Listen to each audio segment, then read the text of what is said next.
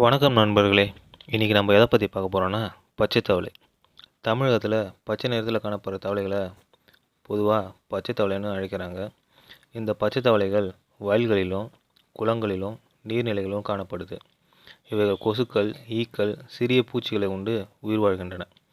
இவை விவசாயத்துக்கு எப்படி உதவுதுன்னா, விவசாயத்துக்கு தீங்கு விளைவிக்கக்கூடிய பூச்சிகளை உண்டு அந்த பூச்சிகளை கட்டுப்படுத்துறதுக்கு இது பெரிதும் உதவுது. இந்த பச்சை தவளைகள் விஷமற்றவையாக கருதப்படுது. பச்சை தவளை கறியை சில பகுதிகளில் பாரம்பரியமாக சாப்பிட்டாலும் இந்தியாவில் தவளை இனங்களை பிடித்தல், கொல்லுதல், விற்பனை செய்தல் போன்றவை சட்டவிரோதம். இவை வைல்ட் லைஃப் ப்ரொடெக்ஷன் ஆக்ட் மூலமாக 1972 இதன் மூலயமா இது சட்டவிரோதமாக கருதப்படுது.